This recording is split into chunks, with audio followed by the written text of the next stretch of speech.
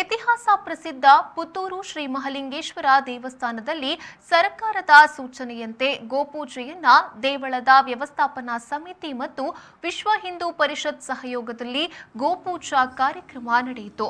ಶಾಸಕ ಸಂಜೀವ ಮಠಂದೂರು ಅವರು ಮಾತನಾಡಿ, ತಾಯಿ ಸಮಾನವಾದ ಗೋವು ಪ್ರತಿಯೊಬ್ಬರ ಆರಾಧನೆಗೆ ಅಗತ್ಯವಾಗಿದೆ. ವೈಜ್ಞಾನಿಕವಾಗಿಯೂ ಗೋವಿನ ವಿಶೇಷತೆಯನ್ನ ಮತ್ತೊಮ್ಮೆ ಸಮಾಜಕ್ಕೆ ತಿಳಿಸುವ ಸಂಗತಿಯನ್ನ ನಮ್ಮ ಸರ್ಕಾರ ಮಾಡುತ್ತಿದೆ ಎಂದು ಹೇಳಿದರು. ಧಾರ್ಮಿಕ ದತ್ತಿ ಇಲಾಖೆಯ ಆ ಒಂದು ಸೂಚನೆಯಂತೆ ಇವತ್ತೆಲ್ಲ ನಮ್ಮ ಕರ್ನಾಟಕದ ಧಾರ್ಮಿಕ ದತ್ತಿ ಇಲಾಖೆಗೊಳಪಟ್ಟಂತ ದೇವಸ್ಥಾನಗಳಲ್ಲಿ ನಡೆಯುವಂಥ ಆ ಒಂದು ಗೋಪೂಜೆಯ ನಿಮಿತ್ತ ಮಹಾಲಿಂಗೇಶ್ವರನ ಸನ್ನಿಧಿಯಲ್ಲಿಯೂ ಆ ಒಂದು ಗೋಪೂಜೆಯನ್ನು ಮಾಡುವಂಥ ಈ ಸಂದರ್ಭದಲ್ಲಿ ಉಪಸ್ಥಿರುವಂಥ ನಮ್ಮ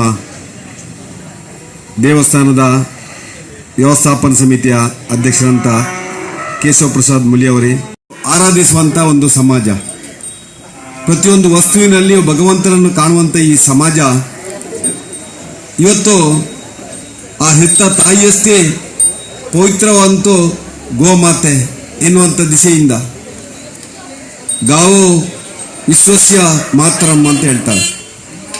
ಆ ಗೋವು ಈ ಜಗತ್ತಿನ ತಾಯಿ ಅಂತೇಳಿ ಅಂತ ತಾಯಿ ಸಮಾನವಾದಂಥ ಗೋವು ಇವತ್ತು ಪ್ರತಿಯೊಬ್ಬ ವ್ಯಕ್ತಿಗೂ ಆರಾಧನೆಗೆ ಆ ಒಂದು ಪವಿತ್ರವಾದಂಥ ಒಂದು ಮಾತೆ ಅಂತೇಳಿ ಇವತ್ತು ಹಿಂದೂ ಸಮಾಜ ಇವತ್ತು ವಿಶೇಷವಾಗಿ ಗೋಮಾತೆಗಾಗಿಯೇ ಒಂದು ದಿವಸವನ್ನು ಆ ಗೋಪೂಜೆ ಮಾಡುವಂಥ ಕಾಯಕಕ್ಕೆ ಇವತ್ತು ನಮ್ಮ ಬೇರೆ ಆರಾಧನೆಯ ಜೊತೆಯಲ್ಲಿ ಇದನ್ನು ಕೂಡ ಮಾಡುವಂಥ ಸಂಗತಿಯನ್ನು ಮಾಡ್ತಾ ಇದೆ. ದೇವಳದ ವ್ಯವಸ್ಥಾಪನಾ ಸಮಿತಿಯ ಸದಸ್ಯರು ಪ್ರಧಾನ ಅರ್ಚಕರು ಆಗಿರುವ ವೇದಮೂರ್ತಿ ವಸಂತ ಕಿತಿಲಾಯ ವೈದಿಕ ಕಾರ್ಯಕ್ರಮ ನೆರವೇರಿಸಿದರು.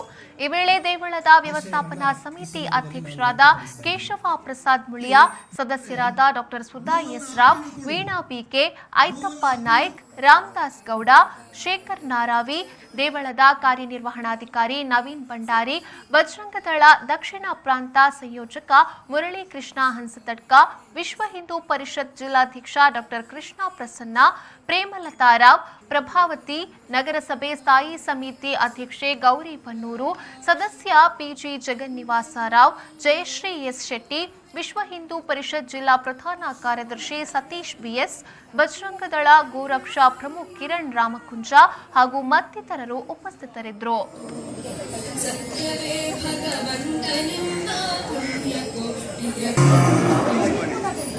ಈ ಕ್ಷೇತ್ರದ ವ್ಯವಸ್ಥಾಪನಾ ಸಮಿತಿಯ ಅಧ್ಯಕ್ಷರು ದೀಪಾವಳಿಯ ಪಾಡ್ಯದ ಈ ಶುಭ ದಿನ ಗೋಪೂಜೆಯನ್ನು ಮಾಡಬೇಕು ಅಂತ ಆದೇಶ. ದೀಪಾವಳಿ ಅಂತ ಹೇಳಿದ್ರೆ ಬೆಳಕಿನ ಹಬ್ಬ, ಬೆಳಕು ಮತ್ತೆ ಬೆಂಕಿ ನೋಡಿದಾಗ ಸಣ್ಣದಕ್ಕೂ ಒಬ್ಬ ವ್ಯಕ್ತಿಯ